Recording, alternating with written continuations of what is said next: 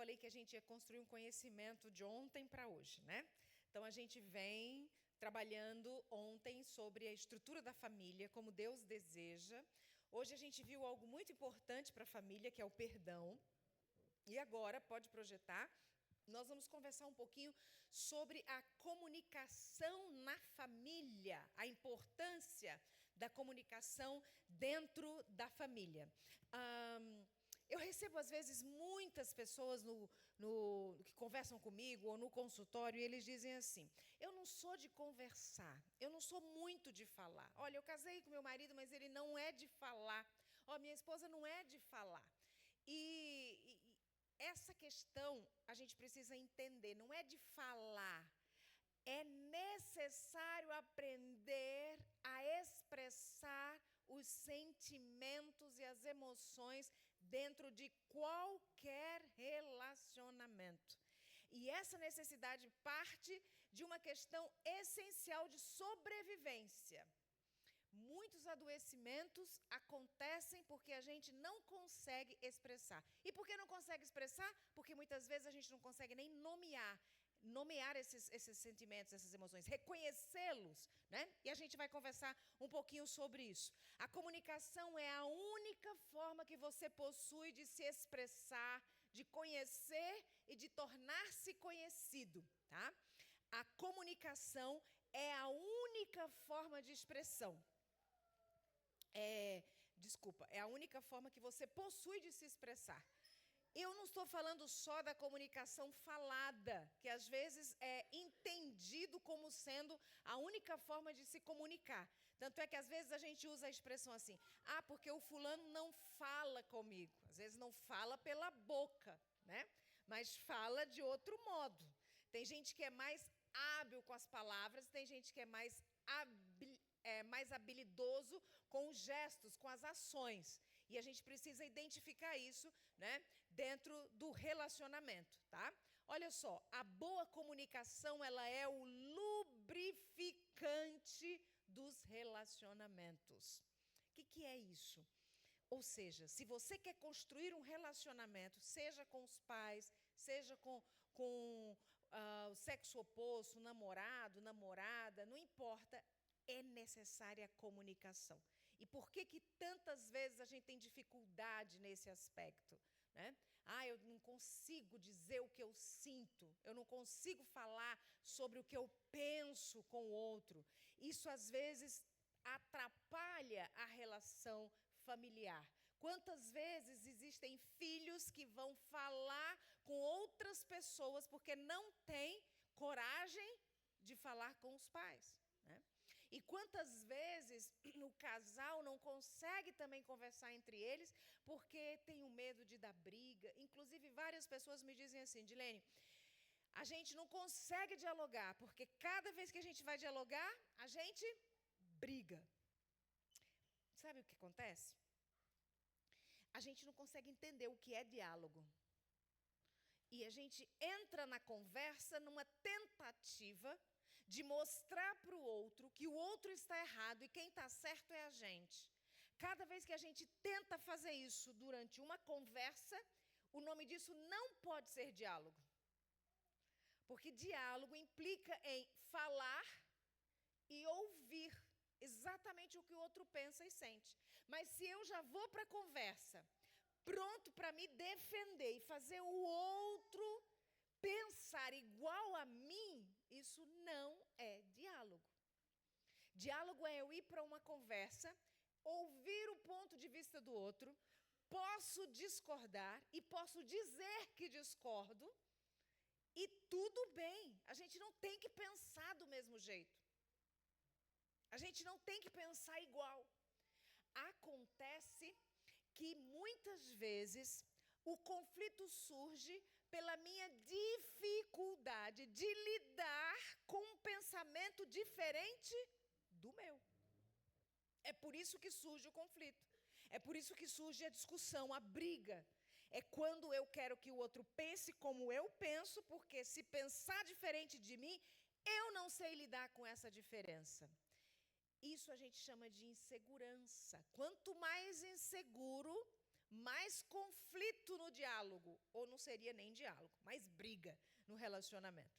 Quanto mais seguro eu me sinto e tranquila em relação ao que eu penso, mais tranquilidade eu tenho de ouvir a opinião do outro, mesmo que a opinião do outro seja completamente diferente daquela que é a minha opinião. E eu não preciso convencer o outro de que eu estou certo. Simplesmente a gente pensa diferente. E é assim que funciona.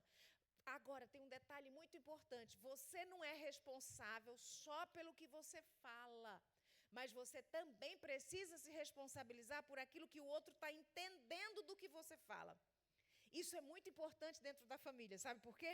Porque às vezes a gente quer que o outro entenda errado mesmo. A gente não quer dizer, mas gostaria muito que o outro entendesse aquilo que a gente não quer falar. Mas para não ficar chato, a gente tem que falar, então a gente usa meias palavras e o outro acaba entendendo mais ou menos. E isso, muitas vezes, traz conflito também para dentro da família, dentro do relacionamento. Então, a gente precisa entender. Você entendeu o que eu disse? Né? Ou até você que está no diálogo fala assim, você quis dizer isso mesmo? Não, eu não quis dizer exatamente isso. Eu estava falando sobre isso e isso. Ah, agora entendi melhor. Né? Mas, às vezes, numa hora dessa, você está me dizendo algo e eu estou aqui já pensando o que eu vou te responder. Então, na verdade, eu não escuto o que você está falando. Porque ouvir o outro implica em concentração no que o outro está dizendo. E não em busca de uma defesa que eu quero oferecer naquele momento. Então, essas são linhas básicas da comunicação. E alguns explodem, estouram na comunicação, não conseguem se controlar. E há muita discussão, principalmente na família. Sabe que às vezes na igreja, no trabalho, a gente aguenta um monte de coisa. Né? Fulano fala, o patrão fala. Na escola um colega fala e você aguenta. Mas em casa, se um falar, o outro já vem, pá, né? Já dá aquela... E aí já começa aquele conflito grande. Olha, e ainda alguns dizem assim, porque eu sou assim mesmo, eu sou estourado mesmo, sou estourada mesmo. Meu pai era assim, meu avô era assim, lá em casa todo mundo é assim.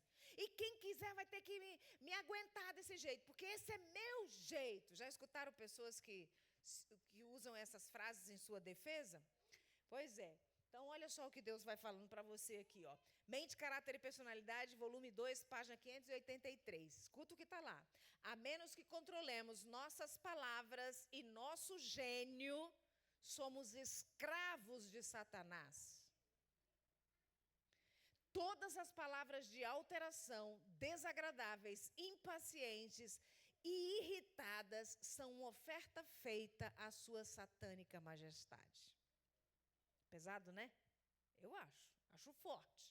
Porque às vezes a gente entra atrás disso para justificar a nossa falta de educação, com a nossa gritaria, com o escândalo que a gente faz quando não gosta ou não concorda com alguma coisa. E o Senhor está dizendo assim, olha, quem diz assim, eu não consigo me controlar, não controlo o meu gênio, né? E hoje a gente às vezes se esconde muito atrás de... Na época que eu era criança, eu ouvia expressões do tipo assim, fulano tem problema nos nervos. Já escutaram essa expressão? Quando eu era pequena, a gente ouvia muito. Pessoas muito nervosas tinham problema nos nervos. Hoje a gente já sabe que existem alguns adoecimentos, e aí é TAG, é TOB, é TOG, é não sei o que lá. Tem um monte de sigla aí, né? Para justificar as pessoas que enfrentam, e etc., e que grita, e que briga, e tem várias siglas para isso aí. Mas a menos que a gente controle o nosso gênio, aprender a nos controlar, a saber onde a gente pode falar e onde é melhor calar, a saber quanto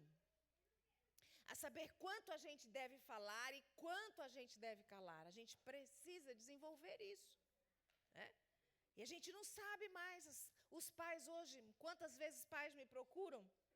Os pais me procuram para dizer assim, eu não falo não, porque eu tenho medo de falar, meu filho vai ficar muito nervoso, meu filho vai ficar bravo. Os pais hoje passam a ter medo dos filhos, medo de falar as coisas que precisam ser ditas, medo de ter uma conversa honesta, franca com os filhos. passa a ter medo de se comunicar verdadeiramente com os filhos. E palavras irritadas, de alteração, bravas, isso constrói altares para a sua satânica majestade. E a gente precisa ter cuidado com essas questões. Existe também uma forma de se comunicar que não é verbal. É a forma não verbal, através das nossas ações, das nossas atitudes, aquilo que a gente faz. Ou, às vezes, só de olhar. Eu não sei vocês, mas a minha mãe, quando eu era novinha, mais nova, na igreja, bastava ela olhar para mim assim, ó. Eu já entendia que era para eu ficar quieta, que era para eu calar a boca, né? Se eu tivesse agitada lá, sentada com os coleguinhas, ela virava assim para trás, fazia assim. E eu não fosse não para ver. Já tinha entendido que era para sentar do lado dela. E se ela tivesse alguém do meu lado e eu começasse a conversar, ela me olhava assim, eu já entendia tudo. Cala a boca, vem para cá e não fala nada. E eu obedecia pianinho, porque a minha mãe tinha uma regra. E eu não estou dizendo que a regra é certa. Quando ela queria corrigir a gente, ela dizia, vai para a cama, arreia as calças e põe a cinta do lado e me espera. Uma vez eu contei isso para uma pessoa, a pessoa falou assim, você não corria não? Eu falei, tá doido? No dia que ela me pegasse, ia ser o novo e o velho. Não corria nada. Quantas vezes fui para lá, botava a mão assim, ficava só esperando a primeira. Então, a comunicação não verbal é a comunicação através do olhar, do gesto, através das expressões. Quantas vezes a gente diz muito só, né? Com o jeito do rosto. Então, assim a gente comunica também. Basta prestar atenção um pouquinho a uma pessoa que você vai compreender como é essa pessoa através da forma como ela está se comunicando. A gente se comunica através da roupa também, o jeito como a gente se veste, né? Às vezes, eu estou em um lugar assim e a pessoa olha e fala assim, o fulano parece um pastor, né? Fulano parece não sei o que, um tipo de profissão ou alguma coisa. Porque se veste de uma forma que a gente associa. Às vezes nem é, né? Mas a gente associa. Então, a forma de se vestir, a forma de falar, a forma de agir, de se comportar, isso a gente chama de comunicação gestual, né? Através dos gestos. Não precisa usar a boca sempre. E uma coisa bem legal, a gente precisa aprender dentro do casamento, dentro da família, dentro da relação pai e mãe, como é que o outro se comunica. Se eu perguntasse para você, você sabe como dentro da sua família, qual é a maior força de comunicação que o outro tem? Tem gente que a maior força de comunicação é através da palavra. Fala pelos cotovelos, tudo que quer dizer fala. E tem gente que é calado, mas fala através das atitudes. Uma vez uma senhora me disse, meu marido não fala as coisas para mim e por isso eu nunca fico sabendo. Eu falei, essa é uma boa desculpa. Preste atenção no que ele está falando. Ela falou assim, mas ele não fala, ele não é de falar. Eu falei, pois ele pode não ser de falar, mas ele é de fazer. Se a senhora prestar atenção, vai saber o que ele está sentindo. E a gente sabe. Uma mãe, por exemplo, não precisa a criança dizer que está com dor, que está chateado. Poucos minutos ali, o jeito como a criança está, a gente já sabe. O que foi? Está com sono? Está cansado? Está com fome? Quer dormir? Quer isso? Quer aquilo? São os gestos falando, né? O comportamento falando. A comunicação, ela tem dois níveis práticos. O primeiro, isso aqui é um iceberg, né? A imagem de um iceberg. Dizem os especialistas que um iceberg, ele tem 10% do tamanho dele fica para fora da água e o resto fica embaixo da água.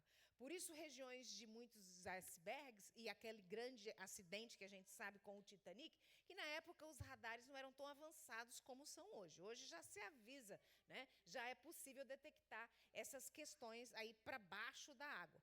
A comunicação, ela tem esses dois níveis também. Aquilo que está acima da água, dos relacionamentos, que é aquele tipo de comunicação que a gente tem com todo mundo. É fácil e é simples. Você entra num coletivo, num ônibus para ir a algum lugar, alguém fala assim, nossa, está frio hoje. Ah, mas está mesmo, né? Você nunca viu a pessoa, não conhece, e você vai falar com ela. Não é um assunto profundo, é um assunto super superficial, sobre a temperatura, né? ou que você está no ponto de ônibus esperando, alguém chega, que horas são? Tá hora. Nossa, acho que eu estou atrasada. É mesmo, para quê? Ou que você, numa loja, num restaurante, você fala com alguém que você não conhece bem e você conversa. Essa é uma comunicação que todo mundo pode ter. Essa aqui é um outro nível de comunicação, a comunicação que fica mais profunda. É aquela onde você fala sobre os seus sentimentos. É aquela que você consegue sentar e falar sobre suas dores, suas alegrias, suas tristezas. Essa é uma comunicação importante e necessária dentro da família. A comunicação em cima, essa superficial, você pode ter com qualquer pessoa, basta você falar. Agora, a comunicação mais profunda, você precisa de pessoas de confiança. Você não vai falar, olha, eu estou muito triste porque eu queria muito vencer tal coisa e não estou conseguindo. Olha, eu estou aborrecido demais porque fulano me prometeu tal coisa e não... Você não sai falando isso por aí. Você conversa essas coisas com alguém da sua confiança. É a conversa sobre sentimentos. Ela é a base fundamental para a construção da intimidade. Sem esse tipo de comunicação, não é possível ter intimidade dentro de nenhum relacionamento. Nem familiar, nem conjugal, nem parental, pais e filhos. Então, ela é importante. Sentar com o filho para conversar. Sabe, outro grande impedimento da comunicação é a gente chamar alguém para conversar e ficar dando sermão. Por que você não fez isso? Você deveria fazer, olha, eu vou te dizer, quando eu era criança, porque você tinha que fazer desse jeito, você tinha que fazer daquele outro, então você vai ensinar o outro a ser quem ele é. Isso não é possível. A gente precisa estar disposto a ouvir o que o outro tem a dizer. É abrindo esse espaço que a gente vai ouvir dos sentimentos, sem julgamentos. Essa é uma parte difícil da família.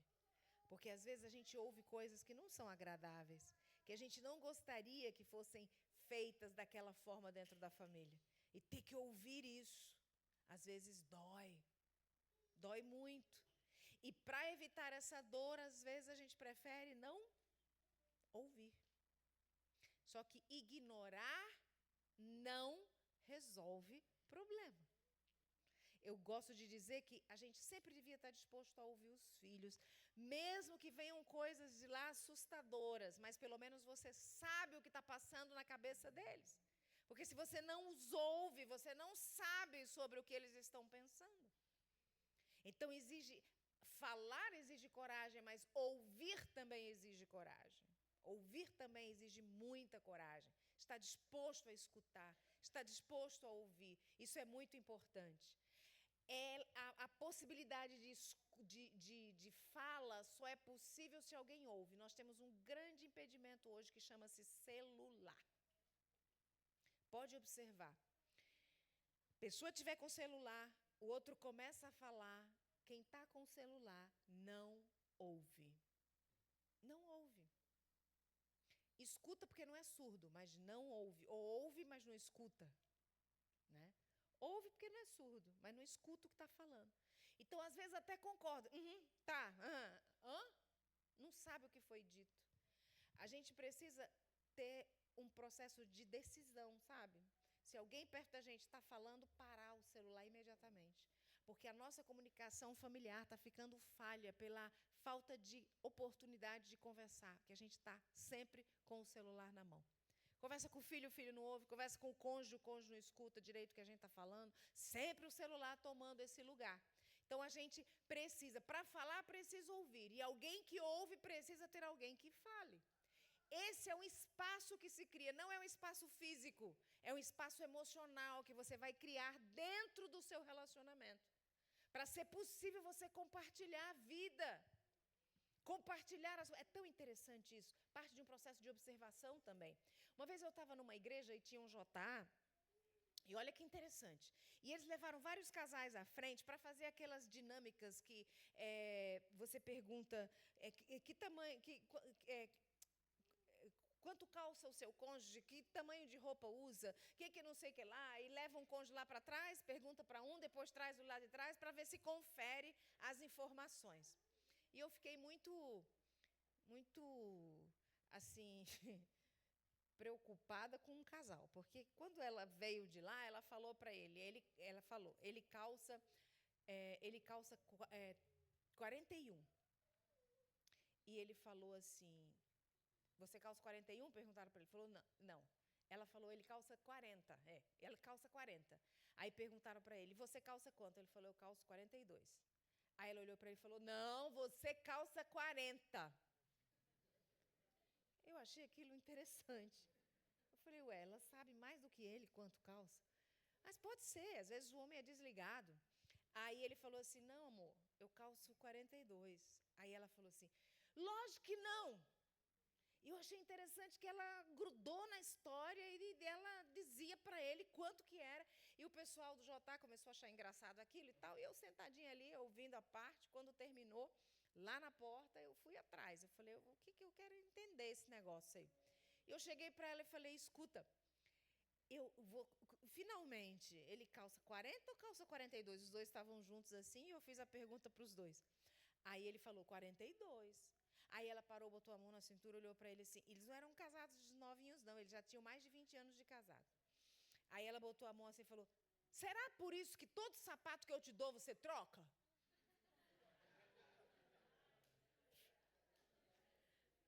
Aí ele falou assim, pois é. Aí ela falou, eu achava que ele não gostava do sapato que eu dava, mas ele troca por causa do número. Antes que você condene essa mulher e diga assim, nossa, como assim? Ela não sabia, ela não olhou, ela não... Eu preciso dizer para você, não tirando a responsabilidade dela, que por que esse homem nunca falou isso? Simplesmente ganhava e fazia o quê? Ia lá trocar e também não dizia a razão pela qual ia trocar. Você vê que tem um ruído de comunicação terrível nessa relação.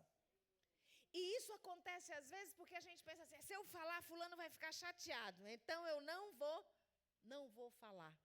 Deixa, não vou contar isso, não vou falar. Quando meu marido e eu nos casamos, eu sempre fui mais falante. Agora ele está bem falante, mas ele era bem calado, quieto, descendente de alemão, né?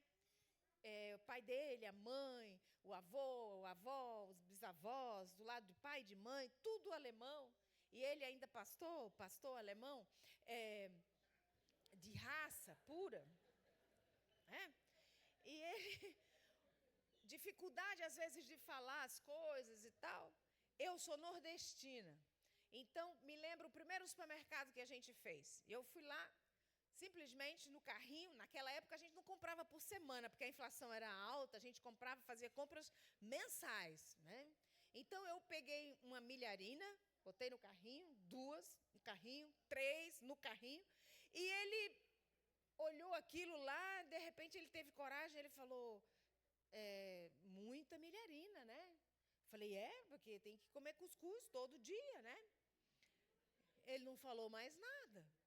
E eu, cuscuz, fui criada comendo cuscuz. Um dia era cuscuz com leite, outro dia cuscuz com ovo, outro dia cuscuz com manteiga, outro dia cuscuz com cevada, todo dia cuscuz. Quem é nordestino sabe. E a minha mãe dizia, come cuscuz que é para dar sustância, né? Fomos para casa. Primeiro dia, primeira manhã depois de casados, feita o supermercado, cuscuz. Serviu o prato dele, serviu o meu, comemos, ninguém falou nada. Segundo dia, cuscuz. Terceiro dia, cuscuz. Quarto dia, cuscuz. Quinto dia, eu fui pôr o cuscuz no prato, ele levantou a mão e falou, chega. Eu olhei para ele e falei, você não gosta de cuscuz? Você falou que gostava. Ele, bem tranquilamente, falou assim, eu gosto. Mas eu estou vendo que se eu não mandar parar, nós vamos comer isso para sempre. E eu fiquei com aquilo na cabeça. Eu falei, que coisa. A gente acha, né, que as nossas verdades são as verdades para o outro. E se a gente não se comunicar tranquilamente, falar o que sente, falar o que pensa a respeito de uma coisa, a gente vai fazendo aquilo achando que está fazendo o nosso melhor. E às vezes para o outro não é o melhor. Um outro episódio, eu estava no aeroporto, voltando para casa, sentada ali, né, enquanto esperando o avião. Quando eu olhei, eu vi na banca de revista o chocolate preferido do meu marido. Aí eu falei, vou levar para ele. Fui lá na banca de revista, comprei um chocolate, botei na mochila, voltei. Cheguei em casa, tirei o chocolate e disse assim, amor, ó o que eu trouxe para você. E ele, obrigada. Falei, que obrigada? Ele não entendeu. Fui atrás dele. Falei, amor, teu chocolate preferido, eu trouxe para você. Ele falou assim, obrigada, amor. Eu falei, mas você trata assim o chocolate preferido? Aí ele falou, amor, quando eu era menino, esse era meu chocolate preferido, né? Mas hoje já tem muito mais chocolate gostoso do que esse aí. Já não é o meu preferido mais. Eu fiquei com aquilo na cabeça. Eu falei, gente, se a gente não conversar ao longo do nosso relacionamento, a gente fica atrasado dentro do processo. É claro, quando a gente casou, não existiam tantas opções, não faz tanto tempo, 35 anos, mas não tinham tantas opções de chocolates como tem hoje. Hoje você quer comprar um chocolate, tem dezenas de marcas diferentes, meio amargo. Não existia esse negócio de amargo, meio amargo. Era um chocolate só, ou era Nestlé ou era Lacta. Não tinha mais nada. Tinha garoto já naquela época? O garoto não cresceu ainda? Mas era basicamente isso aí, não tinha outras opções, né? E hoje tem. Então, como que vai manter o mesmo chocolate? E aqui a gente vai aprendendo que a comunicação, ela tem um processo importante dentro da relação. Para a gente poder falar o que a gente sente, o que a gente prefere, como a gente gosta. E a gente não tem essa coisa de falar, ela já sabe. Não, ele já sabe. Não, não sabe não. Se a gente não fala, não sabe. A gente precisa verbalizar. Quando você não fala, olha só, quando você não fala o que você sente e pensa, duas coisas vão acontecer. A primeira, uma hora você pode implodir. Sabe o que é implodir? Deixa eu só ver se é outra imagem. Uma hora você implode. Sabe o que é implodir? Explodir para dentro. Isso mesmo. Vocês já viram na televisão? Eu nunca vi pessoalmente, mas na televisão eu já vi. Eles dinamitam um prédio, né, que está condenado ou que aconteceu alguma coisa, eles põem dinamite na fundação, vão pondo lá embaixo. Pá, pá, pá, pá. E aí eles acionam aquela dinamite e o prédio, pum, ele não atinge nada que está do lado. Ele afunda. Pum. E aquilo acaba com o prédio. Mas ele não atrapalha nada que está do lado. Pessoas que não falam sobre seus sentimentos e suas emoções, elas são candidatas à implosão. E como seria isso no ser humano? Adoecimentos, depressão, ansiedade generalizada, síndrome do pânico, fibromialgia, vitiligo, por exemplo, úlcera, gastrite e outros adoecimentos mais que advêm de início emocional. Sabe o que a senhora White diz? Que 90% das doenças começam na mente. Se 90% das doenças começam na mente, aonde começa a cura dessas doenças? Na mente também. Então veja como é importante a gente trabalhar as nossas emoções, aquilo que eu sinto com relação ao que o outro diz, ao que o outro faz, ao que o outro pensa. A gente tem que trabalhar essas emoções, né? Impressão sem expressão costuma causar depressão. Você tem um relacionamento, uma convivência onde você não pode falar, ou você se priva de verbalizar seus sentimentos, suas dores, suas dificuldades, isso tende a causar depressão. A sua saúde mental é afetada. Mas eu não falo porque vai dar briga. A sua saúde mental vai ser afetada. Mas eu não falo porque vai dar confusão. A sua saúde mental é afetada. Mas eu não falo para não chatear o outro. A sua saúde mental é afetada. É importante que você verbalize aquilo que te incomoda, aquilo que não faz bem e também aquilo que te alegra, que te faz feliz. Elogiar o outro. Falar, você está lindo, você está cheirosa, meu amor. Você está cheiroso, meu filho. Filho, parabéns, você tirou uma boa nota. Nossa, filha, você hoje se comportou muito bem, muito bom. Mas a gente fica, às vezes, economizando essas falas. E a gente não verbaliza isso. E isso costuma nos adoecer. Não só expressar aquilo que nos incomoda, como também a dificuldade de expressar aquilo que é bom. As duas coisas nos adoecem e a gente precisa resolver. Existem ainda outras pessoas que parece que têm dificuldade de falar e falam assim. Eu recebo muita gente que fala, não, meu filho sabe que eu amo, não preciso dizer não. Ah, minha filha sabe que eu gosto dela, meu marido sabe, minha mulher sabe. Deixa eu falar para você uma coisa. E pode até saber, mas precisa repetir, precisa ser falado.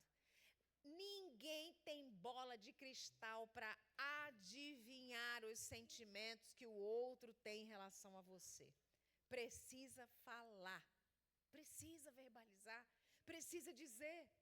E às vezes com palavras e pode ser com gestos, mas as palavras não anulam os gestos, as ações. E as ações não podem anular as palavras. As duas coisas têm que acontecer. Ah, mas eu não sou de falar, viu, Dilene? Eu nasci numa casa, minha família, que não falava, e eu não sou de falar, não. Eu posso até faço tudo pelo fulano, mas falar eu não falo, não. Pois acho bom começar a aprender a falar. Porque a gente aprende tudo que é importante. Você nasceu sabendo andar? Você teve que aprender. Nasceu sabendo falar? Teve que aprender. Nasceu sabendo dirigir? Teve que aprender. E por que aprendeu? Porque era importante aprender. Nasceu sabendo cozinhar? Não, mas teve que aprender porque é importante. Agora, nasceu sabendo expressar os sentimentos? Não. Ainda teve uma família que não valorizou isso, que não deu importância e que não incentivou. Ah, por isso eu nunca mais vou falar. Não, já é grandinho o suficiente para aprender a expressar agora, antes que adoeça. Então, é importante esse aprendizado, né? Agora, 3 aspectos. A comunicação precisa ser honesta, verdadeira. Eu preciso dizer exatamente o que eu sinto e não o que eu vou dizer só para agradar o fulano. Não, precisa falar de verdade. Isso eu não gosto, isso não me faz bem, isso me provoca uma dor, isso me traz tristeza. Eu gosto disso, isso me dá alegria, isso me dá felicidade. Então, uma comunicação honesta, transparente, uma comunicação clara, não deixa uma comunicação que dê entendimento dúbio, principalmente quando você está lidando com os filhos. O filho pergunta, eu posso ir lá no aniversário do fulano? Ah, eu não gosto daquele fulano não, viu? Não gosto não acho que a mãe dele é legal, não sei o quê. Mãe, eu posso ir? Ah, filho, eu não gosto, ainda mais vai terminar tarde, ainda vai não sei o quê. Mãe, estou perguntando se eu posso ir. Eu estou falando, meu filho. Não, mas está falando se pode ou não pode. Não está querendo que vá, mas não quer dizer que não, para não criar um conflito. Aí está enrolando. A palavra de Deus diz, seja o teu falar, sim, sim, não, não. Olha para a criança e fala, ah, mas eu não sei, Dilene, de verdade. Uma vez, nós morávamos, não me interessa, morávamos num lugar e o nosso filho era pequeno, tinha acho que uns 6 anos ou 7, por aí. E era um sábado. E estava terminando o sábado assim, eu estava ali na igreja e o meu marido tinha falado uma comissão da igreja ficar alguns minutos depois do JA. E eles iam fazer uma social à noite, a igreja, os jovens. Tinha sido um sábado bem pesado, tinha reunião, muitas reuniões, eu estava muito cansada, e eu estava doida para acabar ali, para eu ir para casa, esticar minhas perninhas e descansar. E aí, eu estava aguardando ali a saída, terminar todo aquele negócio, que o pastor é o último que sai, né? Quase que fecha a igreja, ele e o diácono é uma benção, né? E o meu filho chegou perto de mim, correndo, todo suado, final de sábado, e disse assim, mãe, eu vou levar uma galera lá para casa para assistir um filme hoje, pode ser? Aí eu virei para ele, desculpa, eu estou misturando as histórias. Esse dia ele falou assim para mim, mãe, mas é essa história que eu quero contar. Esse dia ele falou para mim, mãe, posso levar a galera lá para casa para assistir um filme? Eu falei, qual é o filme, filho? Ah, não sei, a gente vai ver. Aí eu falei para ele, não, vai ver ainda? Não sei qual é, mas a gente vai ver. Fulano leva um filme lá. Não, não é assim. Se vai assistir um filme na minha casa com a galera, eu tenho que saber qual é o filme. Quem vai? Ah, não sei direito, mas a gente vai conversar aqui com a galera e nós vamos ver quem é que vai. Eu falei, filho, você nem sabe quem vai, nem sabe que vai ver o filme. Eu não quero, eu estou muito cansada, eu preciso dormir. Mãe, não é você que vai ver o filme, é a gente. Eu falei, quantas pessoas? Umas 8. Não, mas assim, 4 meninas e 4 meninos. Eu falei, filho, não dá. Vamos combinar uma coisa. Você combina com mais antecedência, a gente escolhe o filme e tal, e tudo vai dar certo. Ele ficou bravo. É porque a gente nunca pode nada. Eu não faço nada e quando eu quero, não pode. Aí eu falei para ele, filho, é o seguinte, eu vou pensar sobre essa proposta e a gente resolve ela. Hoje não dá. Mas se você não quer nem na próxima semana, então pronto, a resposta é não. Mas se você quiser que eu pense na próxima semana, a gente pode tomar uma decisão. Não, tá bom, tá bom. Saiu meio reclamando, foi para lá. Até hoje eu estou esperando ele conversar comigo sobre essa situação de novo. Sabe o quê? Muitas vezes a comunicação não é clara e eles ficam insistentes. Eu vi uma cena semana passada de uma menininha de 8 anos. Ela falou assim para a mãe, mãe, quero andar de bicicleta. E a mãe disse para ela assim, agora não, estou cansada. Não, mãe, eu quero andar de bicicleta. Não, eu estou cansada. Mãe, eu quero andar. A mãe levantou de lá, ai, eu falei que não. Ah, mas eu quero. Tá bom. A comunicação dupla. Se você vai dizer sim para o teu filho, então não diga não antes. Se você não se sente seguro de dar uma informação clara, não diga outra informação, sendo que você vai mudar de ideia ao longo do processo. Ele não vai mais te respeitar, ele não vai mais esperar isso. Ele já vai saber que se ele insistir, ele chega onde ele quer. Então, ele vai insistir o tempo todo. Importante a gente pensar nisso. E a comunicação precisa ser objetiva. Para de enrolar. O que você quer de verdade? Ah, eu quero sair com um colega, eu quero comer isso, eu quero ir para tal lugar. Fala de verdade o que você quer. E para de ficar falando, né? Por código, eu queria fazer tal coisa, hoje está chovendo, né? Está frio, o outro não vai entender se você não falar, está frio, eu quero tomar um chá com bolo, dá para ser ou está difícil? Então você fala exatamente o que você quer dizer. Às vezes a gente tem essa coisa de falar, isso faz parte muitas vezes do perfil pessoal de cada um. Eu não sou de ser direto, mas a gente precisa aprender a ser claro, honesto e objetivo na nossa fala, para que a fala possa realmente chegar no outro exatamente como a gente quer. Agora, o que não pode ser a comunicação? A comunicação não pode ser ofensiva. O que é uma comunicação ofensiva? O que vocês acham que é uma comunicação que ofende? Ataque, xingamentos, palavrões. O que mais? O que ofende mais? Oi? Eu não estou escutando, desculpa. Isso, cara feia, mal-humorado, gritos. Oi? Trazer coisas do passado, bom, né? Aos gritos.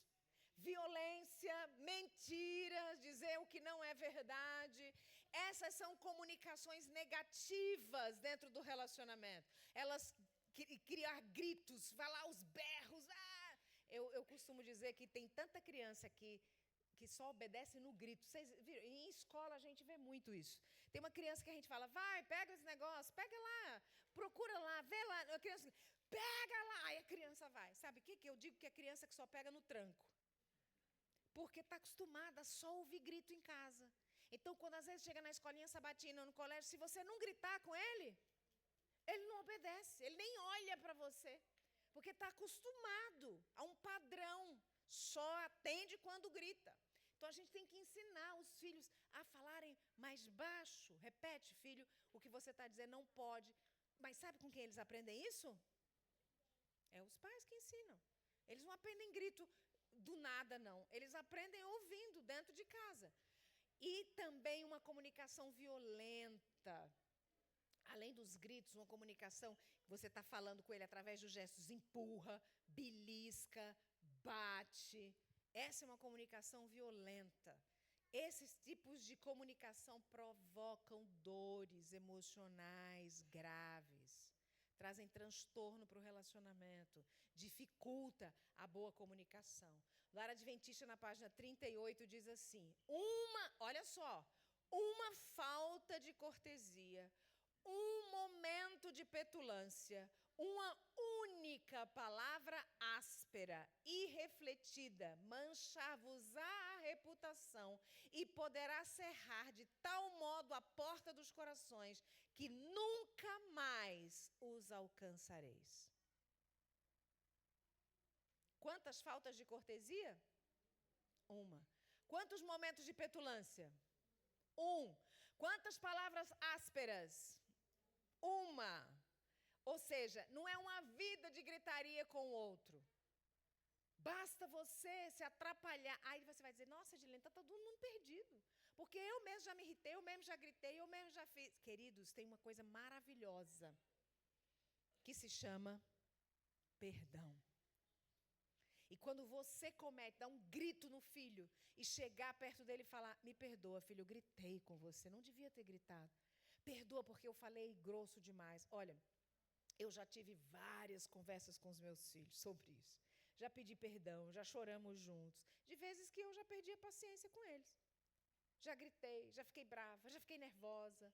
Pelas minhas inseguranças, eu acabava tratando mal meus filhos, gritando, falando de forma desordenada, porque eu estava insegura com alguma coisa, eu estava ansiosa por alguma questão, e a gente acaba refletindo isso no comportamento com os nossos filhos.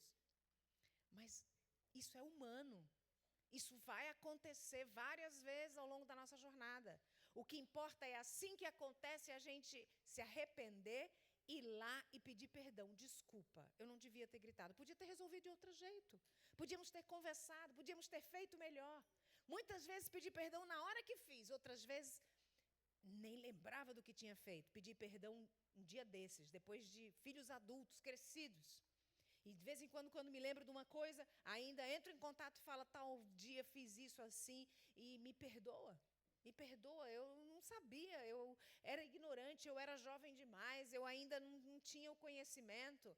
Mas pedir perdão é a solução para isso aí, porque sem o perdão, quantas vezes a gente lembra de uma coisa que o pai, que a mãe fez, nunca pediu perdão por aquilo, a mágoa fica lá. E a gente às vezes fica remoendo isso. A gente viu hoje de manhã que não resolve remoer, que a gente precisa se libertar. Mas a gente que é pai e mãe precisa procurar os filhos para pedir perdão daquilo que a gente não consegue, né, resolver depois de adulto. Uma palavra irrefletida, uma bronca, uma coisa fora do lugar que você não sabia o que estava fazendo. O teu filho era criança e teve uma atitude lá atrapalhada e você gritou, envergonhou. Precisa pedir perdão sobre aquilo. Uma vez atendi uma senhora já de bastante idade e ela falou para mim assim: eu não falo com o meu filho. A gente teve uma briga muito feia e eu não falo com ele, não. E eu falei, e como ela tinha muitas posses e dia de domingo juntava a família toda e o filho não vinha na casa dela. Nós fizemos um processo terapêutico aí de mais ou menos uns 8, 9 meses. E um dia ela esteve pronta, ela falou: não estou pronta para pedir perdão ou para conversar com ele, mas uma carta eu consigo escrever. E ela escreveu essa carta no consultório, comigo, uma carta para esse filho. Ela ficou viúva e ela tinha 3 filhos, todos muito abastados, e eles tinham uma casa de fazenda aonde ela ia, mas esse filho mais velho nunca ia lá. E ela estava agora já numa certa idade, sentindo muita falta da presença desse filho. Então, ao longo do processo terapêutico, nós fomos trabalhando a ideia de ela entrar em contato com ele, pedir perdão. Diz ela que ele desacatou ela numa reunião de família, mas ela ficou muito brava, gritou com ele, fez um escândalo. E ele dizia para mim: você não acha que é ele que tem que me pedir perdão?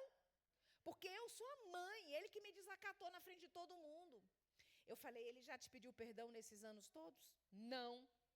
Eu falei: você é a mãe. Você é a mais velha. Supõe-se que você é a mais sábia. Então é você que tem que procurar. E nós fomos trabalhando esse conceito até que chegou o dia em que ela decidiu fazer a carta. Ia ter um encontro de famílias naquela semana, na fazenda deles, e ela escreveu a carta, e ela queria muito juntar os filhos, mas esse nunca aparecia. Então, ela escreveu a carta, foi embora, levou a carta, entregou a carta, pediu para entregar a carta para o filho, e no dia desse encontro lá na casa, ela veio à terapia na semana seguinte, e ela me contou, obrigada, querido, e ela me contou, né, chegou, voltando, ela me disse assim, Dilene, mandei a carta e fiquei na expectativa, será que ele vai vir? E então, no domingo lá, em que juntou todo mundo na fazenda para um churrasco, essas coisas, todo mundo chegou e nada do filho. Então, ela sentada na varanda, como era de costume, os filhos vêm lá, pede bênção, essas coisas todas, e fica todo mundo ali, aqueles netos e tal. Os netos sempre vinham, filhos desse filho, que já eram grandes, rapazes e moças casados. E ela disse, não demorou muito, começaram o churrasco, e eu vi lá longe, na estrada, o carro do meu filho se aproximando. Eu não acreditei, será que ele está no carro ou veio só a minha nora? E o carro veio se aproximando, chegou pertinho, estacionou, meu filho desceu, veio até onde eu estava, me abraçou e nós choramos muito. E ele, ajoelhado nos meus pés, eu ali na cadeira, ele disse, mãe, quanto tempo eu esperei por uma carta daquela? Que coisa. Ela falou, obrigada. Obrigada por me fazer, né, por me ajudar a chegar a essa conclusão, de escrever essa carta para ele. E ali, ela disse, eu tive coragem aí de repetir tudo que estava na carta que eu não tinha coragem de falar. Mas com a presença dele ali comigo, eu consegui falar, abrir meu coração, pedir perdão de novo por eu ter gritado. E aí ele também disse, mãe, me perdoa também, porque eu gritei com você, porque eu falei. E ela disse, agora eu começo uma vida nova. Eu me sinto tão bem. Parece que eu voltei a ter 30 anos, ela dizia. Peso de culpa sendo tirada. A comunicação é uma grande ferramenta que a gente tem nas mãos para criar relacionamentos saudáveis, para fortalecer os nossos relacionamentos. E essa é uma escolha que a gente faz cada dia. E eu espero que dentro das nossas famílias nós possamos fazer esse tipo de escolha. Que Deus nos abençoe e nos ajude. Temos mais uma conversa sobre saúde emocional, tá bom? Antes de chegar. Mas eu prometo para vocês, pode vir, pastor. Eu prometo para vocês que eu vou ficar até o pôr do sol somente, pode ser? Não precisa ninguém sair antes e perder a bênção do final. O que vocês vão fazer em casa antes de acabar o sábado? Nada, né, pastor? Então, todo mundo fica aí até acabar o sábado, que eu prometo acabar no pôr do sol, tá bom, pastor?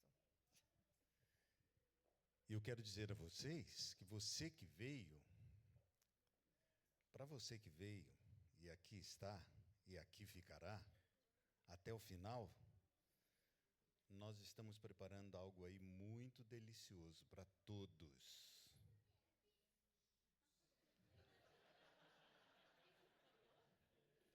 Era segredo de Estado, rapaz.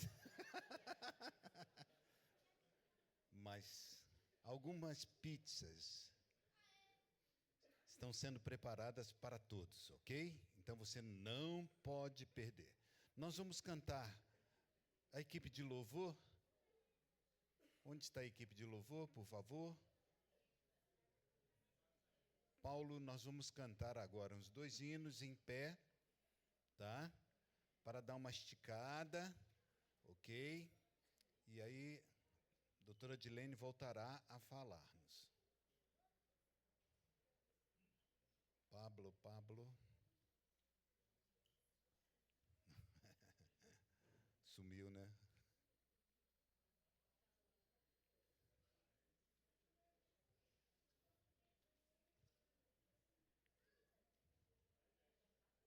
Já vem?